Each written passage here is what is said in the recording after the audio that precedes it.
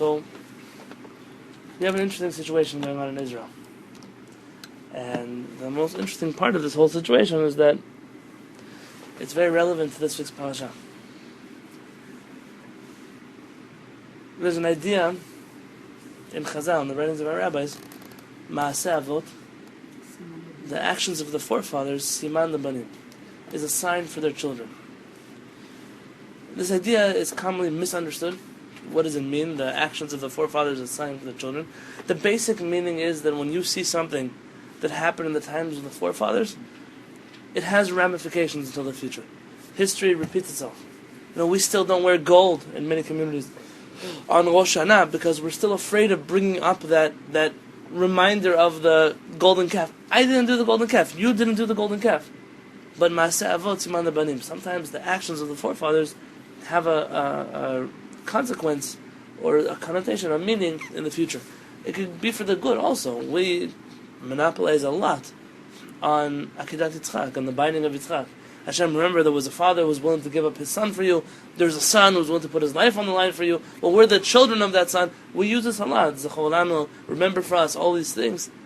Very often we find ourselves using the Maaseh Avot, Siman Lebanim, this teaching, also for our benefit, not just for our detriment. This is a problematic concept, though. Because the Torah says, Poked avon avot al banim, al shelishim al rebeim. The Kadosh Baruch Hu will pass on the consequences of the fathers onto the children, even to the third and the fourth generation. Meaning a child can be punished for something he didn't do, even though he's, it seems like, apparently, seems that he's not responsible for it. He didn't do it. On the other hand, the Torah tells us that a child will never die for the sins of his father. And so these are contradicting verses. And our rabbis clarify for us that the only time that a child will suffer for the consequences of the forefathers is if he continues on the same path that his forefathers were doing.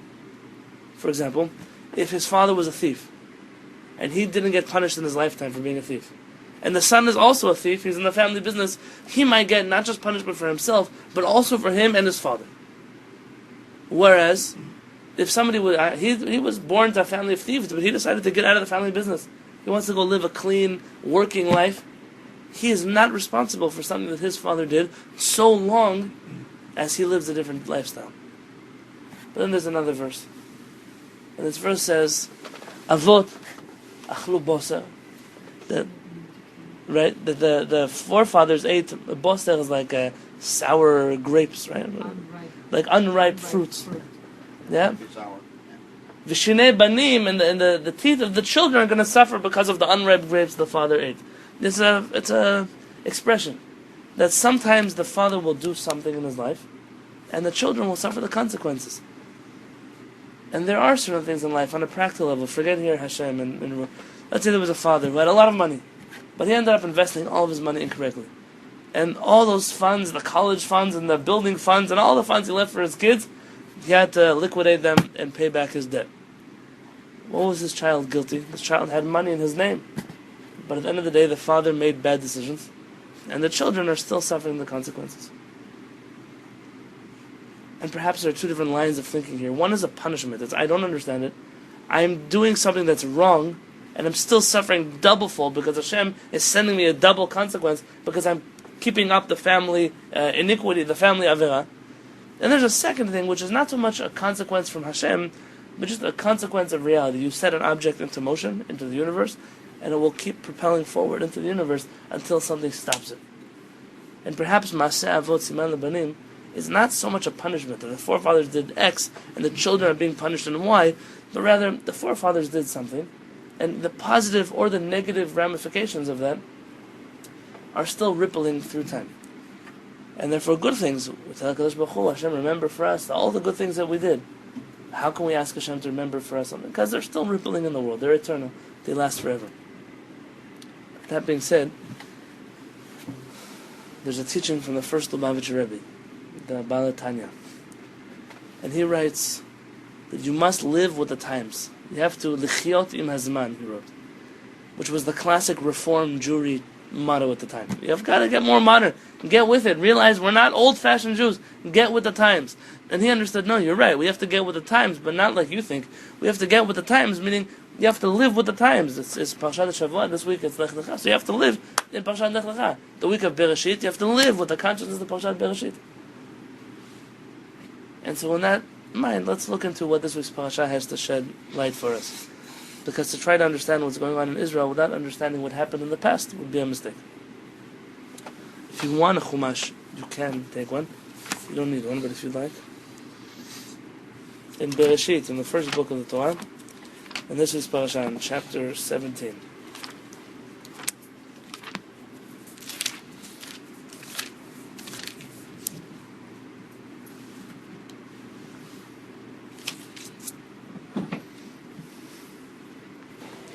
Chapter 16.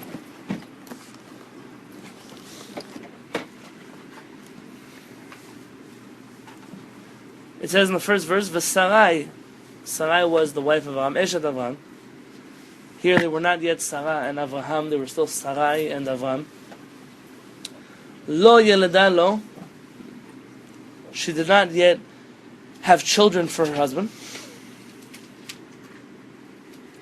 And she had a slave, a maidservant who was Egyptian, and her name was Hagar.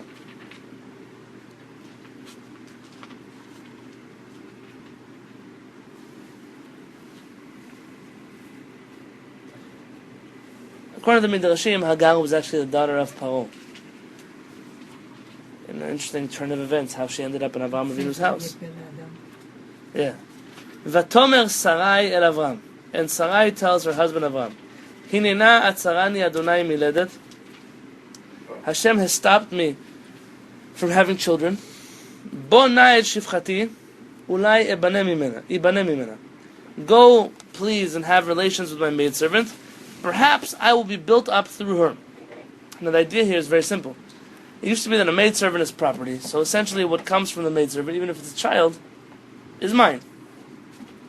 And that's why you'll find that many of the tribes of Am Yisrael were not born to Rachel and Leah, but they're still considered the children of Bnei Yisrael. Vishma Avram lekol Sarai, and Avram listened to the voice of Sarai. And so he goes and marries Hagar. ותיקח שרה אשת אברהם את הגר המצרית שפחתה מקץ 10 שנים לשבט אברהם בארץ כנען ותיתן אותה לאברהם אישה לא לאישה. And she gave her maidservant to Avraham Avinu to be his wife. ויבוא הגר, and he has relations with Hagar, ותהר, and she conceives.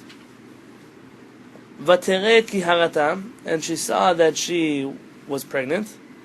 ותקל גבירתה בעיניה, and her mistress, her owner, Sarai, became very light to her, meaning she treated her disrespectfully. Why would she treat her disrespectfully? What's the idea? She had children. Sarai didn't have children. She said, oh, look, see, the problem was not with Avram. The problem was with you. Look at me. I had a child. You didn't have a child. It's not the first time in Tanakh we find that not having children leads to a very inferior status by the people around them. Vatomer Sarai and Avram. Sarai tells Avram, Chamasi alecha, the outrage against me from Sarai, from Hagar, is your fault. Anochi natati shivchati b'chekecha, I gave my maidservant into your arms. Vaterei ki haratan, she saw that she was pregnant. Vayekel b'einan, I became weak in her eyes, or light in her eyes. Yishpot Adonai beni uvenecha, let Hashem judge between me and you. Vayomer Avram and Sarai, Avram tells Sarai, you can imagine for him, he said, I only took her because you told me to take her. I didn't take her because I wanted to. Hine shifchatech biyadech, here, take your maidservant back, she's yours. Asila hatov benech, do whatever you wish to her, treat her however you see fit. Vata'aneh Sarai, and Sarai, this word, Vata'aneha, is an interesting word, what it means. Art Scroll says Sarai dealt harshly with her. Vata'aneha is kind of a torture, like a torment, very cruelly acting towards her. Vativrach mipanea, and Hagar ends up running away from Sarai. וימצא מלאך אדוני אל עין המים במדבר, and the angel of Hashem finds Hagar על העין בדרך שור. He finds her by this well. ויאמר הגר שפחת שרי אי מזה בת ואנה תלכי. He says, Hagar, you're the maidservant of Sarai, where are you going? Where are you coming from? Where are you going? ותאמר, she says, מפני שרי גברתי אנוכי בורחת. I'm running away from Sarai, my owner. ויאמר לה מלאך אדוני, the angel of Hashem says, שובי אל גברתך, go back to your owner. ותעני תחת ידיה, and let her treat you this way. Let her treat you harshly. Kind of accept whatever was coming your way. ויאמר לה מלאך אדוני, הרבה את זרעך, I will increase your descendants to be many, ולא יספר מרוב, and you will not even be able to be counted because of how many there will be. ויאמר לה מלאך אדוני, and the angel of Hashem says, הינך הרב יולדת בן, you will give birth and you'll have a son, וקראת שמו ישמעאל, and you should call this son Yishmael. Ki shama Adonai eloniech, because Hashem heard your suffering. But the name Yishmael happens to be a beautiful name. It did not have the connotation of being Yishmael. You even find in the Talmud, the Rabbi Yishmael, you find him. Now, if I would name my son Yishmael, I'd probably not. But this is a beautiful name. Hashem has heard your suffering. And then he says, V'hu yeh per adam. He will be a wild animal of a human being. Yado bakol. His hand is going to be against everyone. V'yad kol bo. And everyone's hand is going to be against him. V'al pnei kol echav yishkon. And over all of his brothers he should dwell. And the rest says she actually has a son, and she gave a son to Avram, and Avram named him Yishmael, and Avram was 86, and this is the story. A very interesting story here. Avram cannot have children with his wife. He ends up taking Hagar. He takes Hagar, and then she has a child. She gets pregnant, and is not nice to Sarai, and she treats her disrespectfully. Sarai comes to Avram and says, "It's your fault. I gave her to you. Look what you corrupted her." And Avram says, "Here, take her. Do with her what you wish. I don't want her. I just took her because you told me." She runs away, and an angel finds her and says, "You will have a son. The son will be a wild animal. He's going to fight the whole world." I didn't see. He will fight the whole world.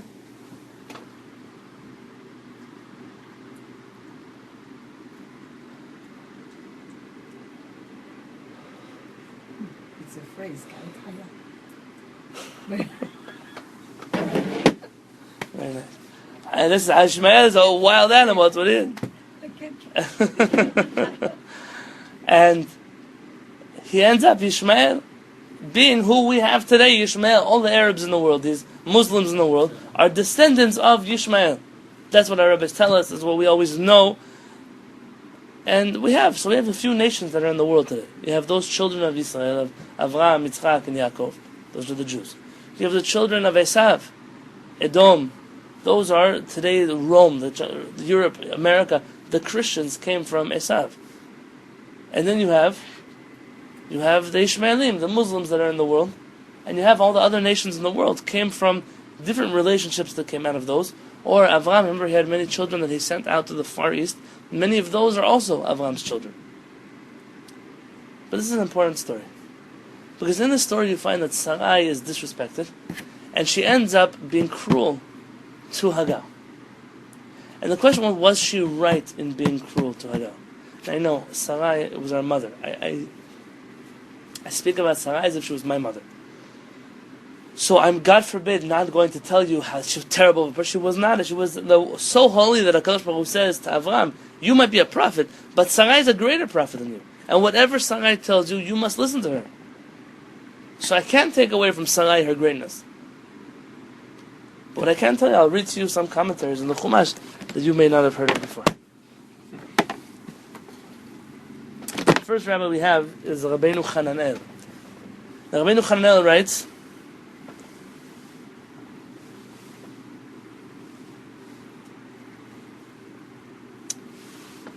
that Sarai she treated Hagar like what she was. She was a servant. That's what she was. So she treated her like a servant. But the moment she married Avram freed her from being a servant. He said, listen, you're my... Avram's not going to have a relationship with a servant. He wants to have a relationship with his wife. So he treated her like a wife. And essentially when Sarai blames Avram, it's your fault. You made her this way. She wasn't incorrect. It's true, you spoiled her. You showed her a life that I never showed her, because for me she was a servant. But now I'm suffering the price of having to deal with this lady that you now spoiled. It was her idea. Right. Right. But that's why the angel tells Hagar, go back home.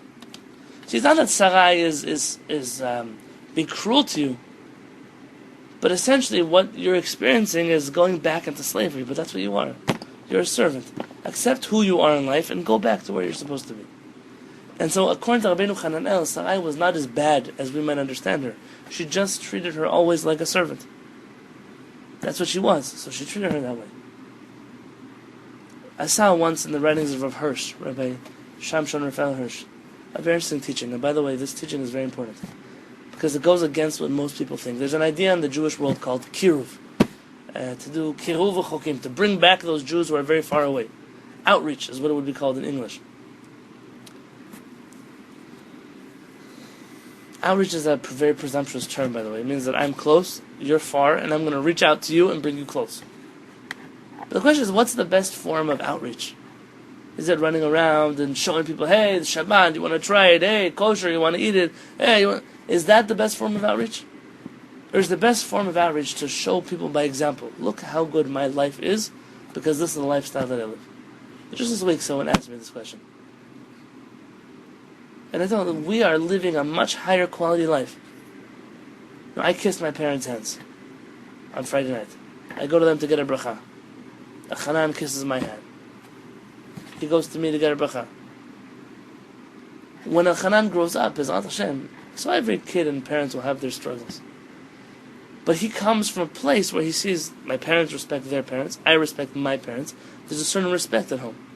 Whereas half the parents in the world today have kids that scream at them, that hit them, that run out of the house on them, that curse at them. We're living a lifestyle that's much more refined. It's much more powerful. And the selling point is, watch, come close, you'll see how we live our life, and if you have a brain inside of your head, you will never choose a different lifestyle than this.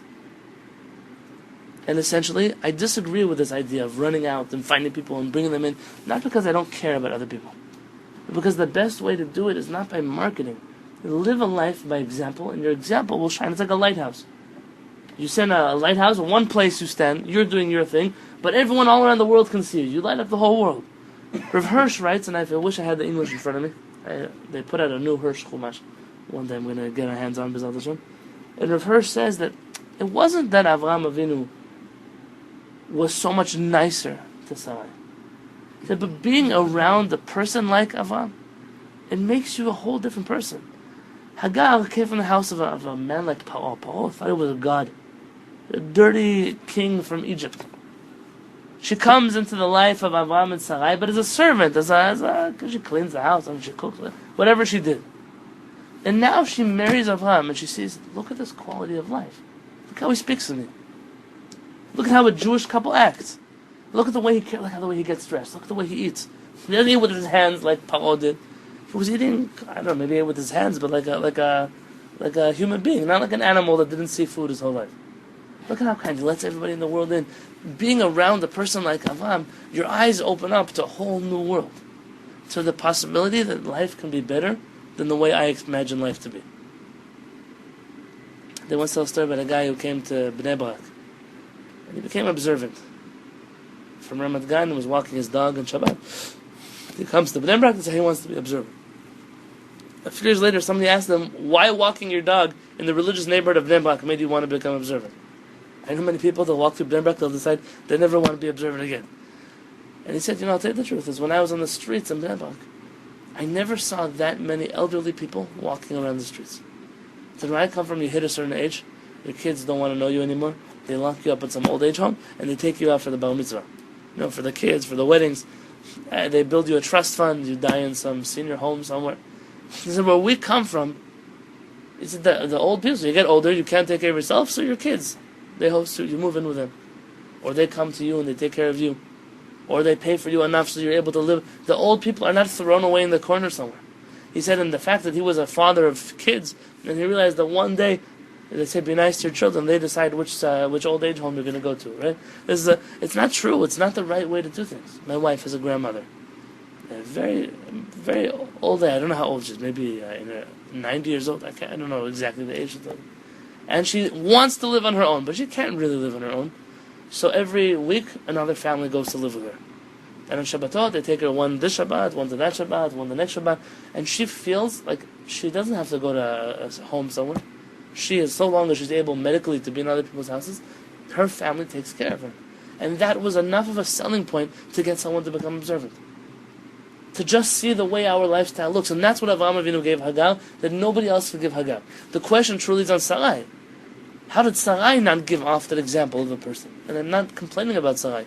But you see that Avraham, he was successful in bringing the whole world back to Hashem, was probably because he set a special example. But the Ramban adds in something else. When it says that Sarai treated Hagar cruelly, the Ramban writes, Chata'a imenu bi'inui hazeh. Our mother, Sarai, she sinned by treating Hagar this way. Meaning, he's saying, no, not like Rabbeinu Hananel. It's not that she became spoiled by Avram and then came back to the same conditions. Sarai really didn't treat her well. And he says that Sarai did a chet. I can only say it because the Ramban wrote it. And the Ramban says she made a mistake. V'gam Avram b'hanicho la'asot ken. Avram Avinu also did an avera by allowing her, take her back. By allowing Sarai to treat his servant or his new wife like that, he was also guilty.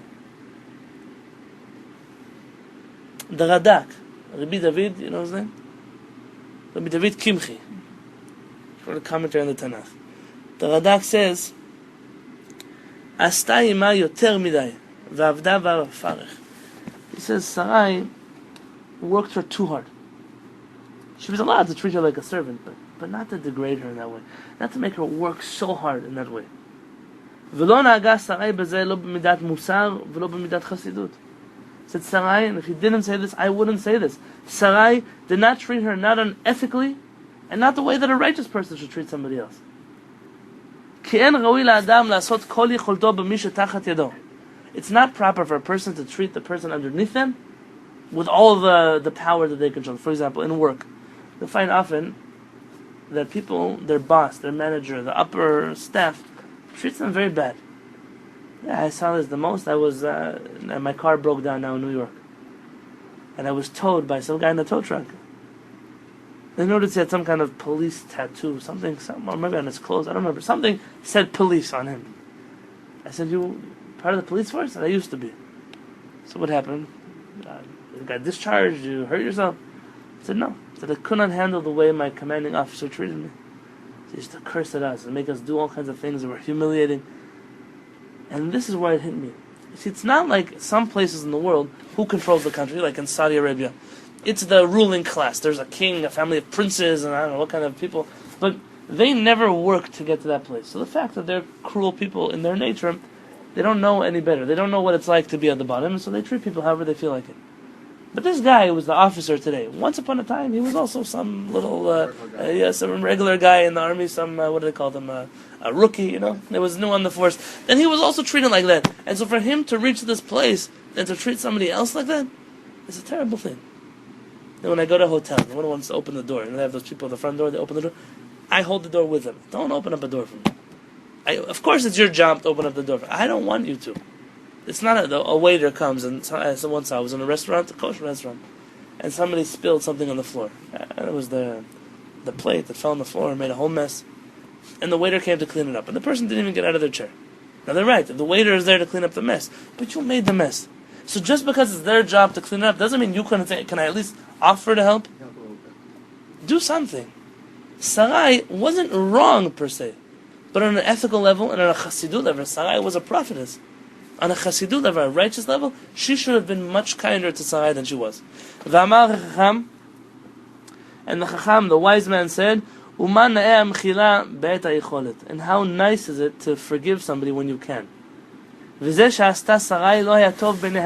was what Sarai did, was not pleasing in the eyes of Hashem. And he rewarded her with the blessing because she suffered. Like this whole son Yishmael. Maybe it would have been a miscarriage. Maybe it would have never happened. Who knows what would have happened? But Hashem blessed her because she suffered. And nobody says that Avraham is scot-free. Look, Avraham also was in trouble because he didn't stop Sarai from treating her this way. He said, because I want to keep peace at home, so I'm not going to get involved in the way my wife speaks to other people. Can you imagine? How many people do this? They see their husband or their wife do something, and they don't get involved because I'd rather them fight with somebody else than for me to fight with them. It's a mistake. Because you can be guilty by association. You can be guilty for something. The hardest thing in the world is to have a spouse that you can't rely on. What do I mean you can't rely on? Most people can rely on their spouse to pay the bills, to pick up the kids from school. But there are certain spouses that they'll go... What? To tell you where you're wrong. Right. You don't count on them to call you out on something. But there's a second part. I've seen sometimes people in public, their husband or their wife says something and they go like this. I can't believe they're saying this. If you can't believe they're saying it, then why don't you tell them that, it really bothers me when you do this or when you say that, and the fact that you just let them do whatever they want in public, maybe you think that you have peace in your home, but you don't really have peace in your home. Shalom Bayit is not the ideal value, to be honest with each other. Once somebody told our parents a story about a rabbi who, when he got married, his wife made him some food that he hated to eat, and she made it every single Shabbat for the rest of his life, and he hated it. And he said, see what a righteous man this man, he didn't tell his wife because he didn't want to embarrass her. Now if Peretz said he's a Rasha. He's an evil man. How many hours she spent in the kitchen making this food, going to the store to buy it, to cut it, to cook it, to serve it. He said she could have just told her the first time, in a nice way. It doesn't have to be, listen, I know this is a great food, and my brother loves this food. I don't like this food so much. He could have just told her. Why is Shalom Bayit more important than being honest? Or to have a genuine relationship with your spouse? That's so much more important. So says the Radak, Rabbi David Kimchi, the whole reason that this story is even mentioned in the Torah,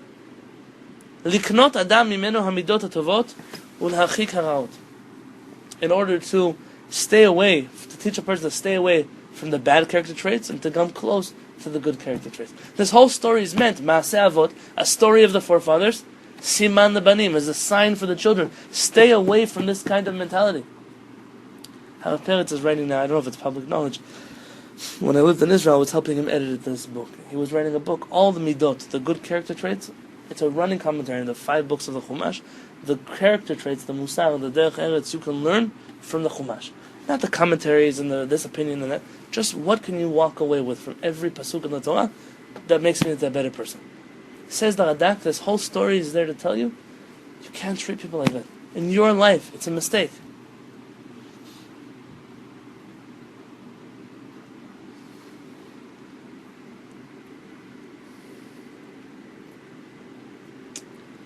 These poskim seem to understand that everything the Arabs do to us today is almost a payback for what our mother and father did to Hagar and Ishmael thousands of years ago.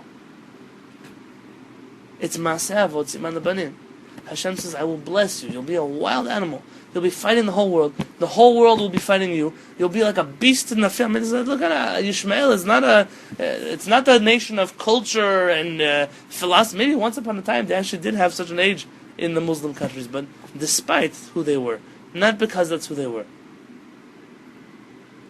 And they're suffering in the world of killing each other, wiping out. The whole world wants to kill them. They want to kill the whole world. It's a warmongering people. But their success is only because of a blessing that the angel of Hashem gave Hagar, because our mother treated Hagar incorrectly, and because our father didn't stop her. So Rav Peretz, at the end of his notes in Parashat Lech Lecha, he added in the following paragraph. I want to read to you. Anachnu numar. Says we're going to say the following. Hareinu mevakim mara. We're crying bitterly. V'tzoakim b'chol libenu v'nafshenu. We are screaming out with all our heart and soul. Anna, please, Ribono Shel Olam, Master of the world. Habetna ure'ena. Please look, see. Ma olelu lanu ha'aravim b'nei Ishmael v'Hagar b'chol hador. Look at what the children of Hagar and Ishmael have been doing to us throughout all the generations. Uma ma'olelim b'dorenu. What they're doing now to us in this generation. Today, not yesterday, today. Horgim b'achzariyut no'a Yehudim. They're killing, they don't just kill Jews, but it's with a cruelty, it's with a passion. There's in criminal law. And there's a difference between somebody who kills somebody in a non-passionate way and somebody who strangles a person with their own hands. It's a passion, it's an act of passion. Not a good passion, a bad passion. They kill us with a cruelty, they hate us. Anashim, men, nashim, women, vataf, and children. Allo avel b'kafam. There's a couple, the start of this whole wave of attacks. The Henkin family. 2 parents were murdered in front of their kids. How do you even raise kids that saw their parents be killed? The last time we had such a thing was like in the Holocaust. There are kids who survived and right, okay, of course, but they're saw it from the window. Saw it happening. The 12-year-old. She saw it happen, or she saw it once it happened? She saw from the window. Yes. Them being killed, or saw them killed already? I don't know what she saw, but She saw this. Can you imagine? How do you raise? They were still in the house when she was by the window. She came back from the Bnei Akiva or something. Right, from our youth group. A few years ago. What psychiatrist knows how to help a kid like that? Yeah.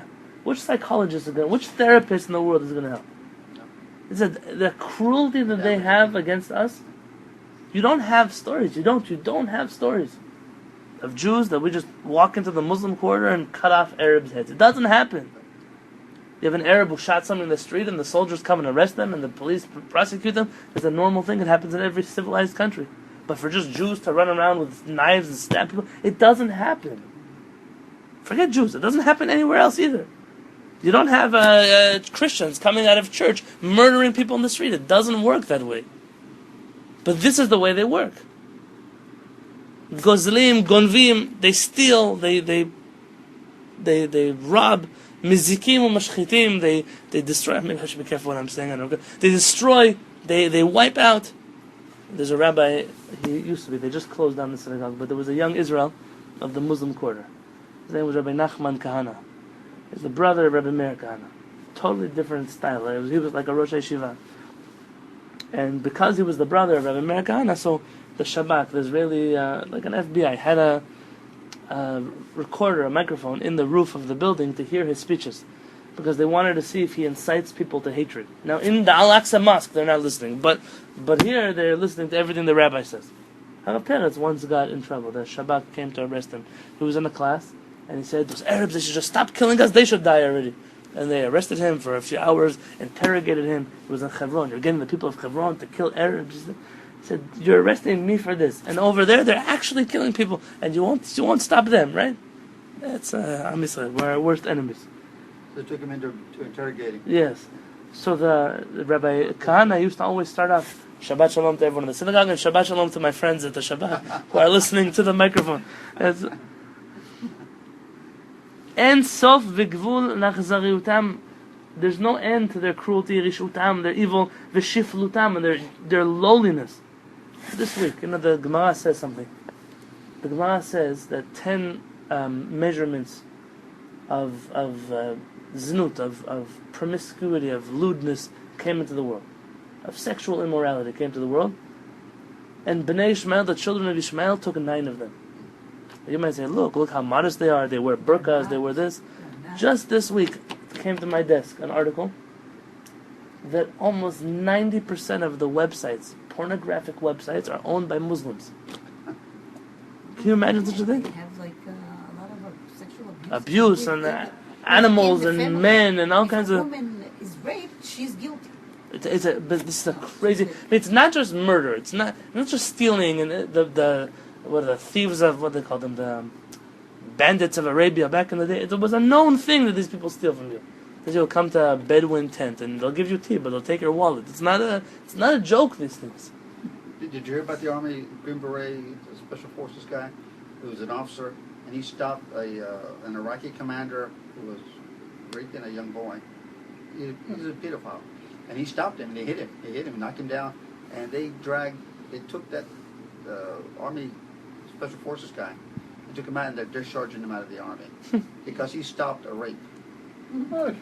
So you're saying the Jews aren't the only ones who are crazy? On an Army base. It's not just the Jews who are crazy. Not Oh, look what it says. V'lo rak b'artzeinu הקדושה. This is our parents, not just in our holy land.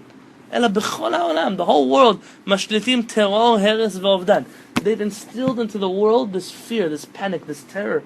Can you imagine? It used to be getting on an airplane, it was like getting on a bus. You just take your bag, you get on, you fly somewhere.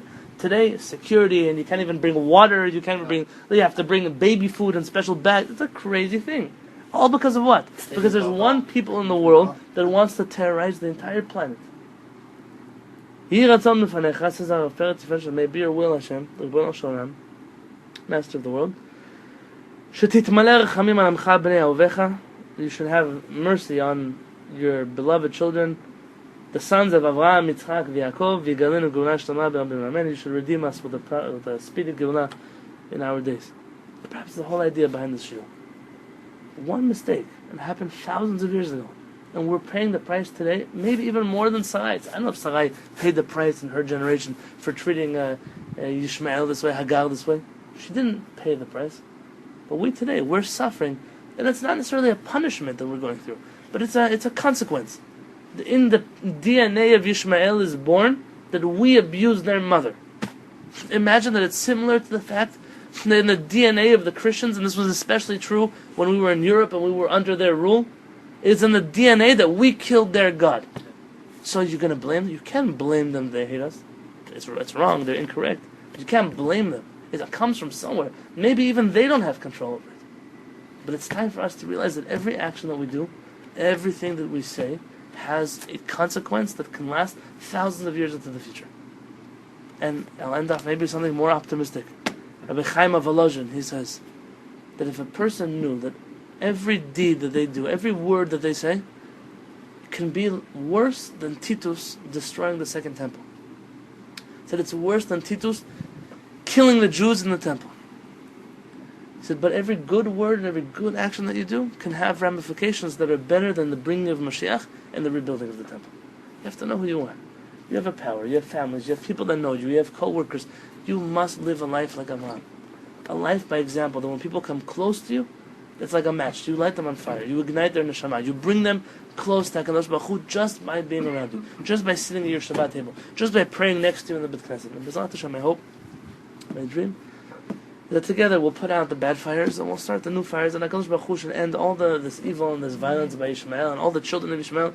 In the conservative books, they have a prayer that Harachaman, he should bring peace between the children of Avraham and the children of Ishmael. Let me tell you the truth: I don't need any peace. I just need them to leave us alone. Leave it. We don't want America. We don't want Canada. We don't want Europe. I don't care what happens there. But in our home, in our land, in Israel, nobody has the right to bother us there. That's our place. That's our home. And B'ezrat Hashem, I'm praying to HaKadosh Baruch Hu should get rid of them, get rid of all their evil, their terror, their cruelty. And B'ezrat Hashem, we'll go back with Tolechenu Mehera. We'll come back to Israel, not in coffins, not in body bags, not in komimiut outside. We'll go back standing up, upright, proud. B'ezrat Hashem, that should happen soon.